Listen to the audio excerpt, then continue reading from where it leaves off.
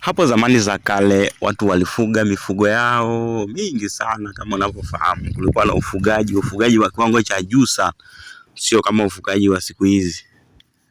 Watu wa zamani walikuwa wanafuga mifugo mingi, mifugo inazaliana.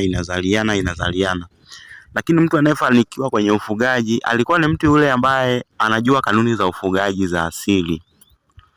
Watu walikuwa wanaweza kujua kwamba huu ni msimu wa kitu gani na huu ni msimu wa kitu gani.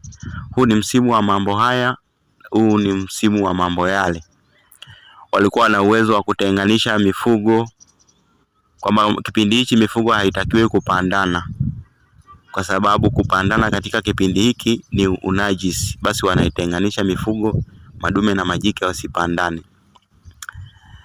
Kipindi ambacho kuna utakatifu ambao unahusiana na uzazi, basi wanakutanisha madume na majike. Basi watoto wanaokuwa wanazaliwa hapo wanakuwa ni watoto wa mifugo, lakini watoto watakatifu. Na kama ni watoto watakatifu, basi wanakuwa wanalindwa na utukufu wa asili kuu, tukufu takatifu. Basi watu walikuwa ni wafugaji, wanafanikiwa. Mtu ambaye ni mchungaji wa mifugo alikuwa baadhi ya vitu hawatakiwi kuvifanya. Alikuwa anajua kabisa kwamba nikifanya hichi kitendo pale nitakapoenda kwenye zizi, basi naweza nikaingiza unajisi katika utakatifu wa mifugo ile. Au siwezi au sitakiwi kulala na mwanamke nikiwa polini machungani, kwa sababu nitaleta unajisi katika machungani huko. Watu walikuwa wanafuata hizo kanuni, na walikuwa wanafanikiwa katika mifugo. Lakini sasa hivi watu wanajua ufugaji, nakwambia ni sayansi ya ufugaji. Nilishuhudia jamaa mmoja alikuwa amefuga nguruwe, alikuwa anafuata kila kitu, anawapa chumvi, sijui nini, sijui chanjo, sijui nini, lakini nguruwe anakuwa amenenepa, mzito, akija kuzaa anazaa katoto kamoja. Balaa. Ni balaa. Wanakuita siku hizi kuna hizo wanaita maglogulo nini, magloveti, sijui maglogulo nini, kachuro nini.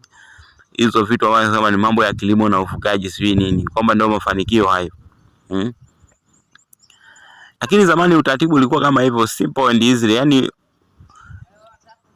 idadi ya mifugo au ufugaji, ubora wa ufugaji unaenda unapungua miaka inavyozidi kwenda. Hayo ni mambo ya zamani. Nikasema tuongee kidogo kuhusiana na mambo ya zamani.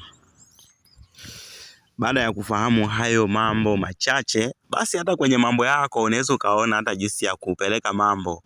Unakuta mwingine ana tabia ya kufanyia mapenzi na wafanyakazi kazini kwake.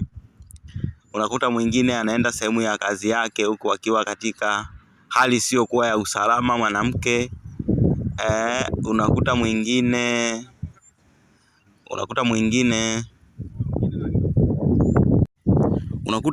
hana maadili mazuri kwenye eneo la biashara yake. Anasema mimi mambo yangu hayaendi, mimi mambo yangu yafanyaje, sijui nini. Anaenda huko kwa mganga. Akienda kwa mganga, huyo mganga anaenda kumuuliza kuhusiana na mambo yake, jinsi anavyofanya mambo yake, biashara zake. Baada ya kumuuliza, mganga anaangalia kwamba huyu mtu sio kwamba eti mambo hayaendi vizuri kwa sababu ya sijui amelogwa au nini. Ni yeye tu lifestyle yake, mtindo wa maisha yake ndio unafanya mambo yasiende. Basi kwa sababu hawa waganga au wataalamu wa kienyeji wanaweza wa kuona, anaweza kaonyeshwa jambo kwenye ndoto, anaweza kaonyesha jambo kwenye vioo vyake vile. Basi anatoka anakuja kukuambia, anakupata unga. Anaweza kukupata unga, kwambia wewe unga huo unaoga kila asubuhi. Anaanza kukupa sasa masharti. Hakikisha uko ofisini kwako usilale na mwanamke. Hakikisha anaanza kukupa sasa yale maadili yale sasa ya asili, ambao kitakacho kusaidia ni yale maadili, sio dawa au unga ule uko umepewa sijui namna gani. Ni maadili hayo ambao unakuta watu wanafundisha, anasema mitetemo ya juu na mitetemo ya chini. Usifanye jambo hili katika eneo lako la biashara, kaa kabisa mbali. Kwenye eneo lako asiingie mwanamke ambaye yupo kwenye hali ambayo sio ya usalama. Hivi na hivi, usilale na mwanamke ambaye, usilale kitanda kimoja na mwanamke ambaye hana nini, haipo katika usalama. Basi anajua kabisa kwamba nilienda kwa mganga ni kiboko. Wewe fuata tu masharti, kanipa dawa moja hivi ni hatari. basi na hiyo dawa unaichukua unamgawia na rafiki yako, kumbe hata sio dawa yote, ni unga tu, sije kachanganya na nini.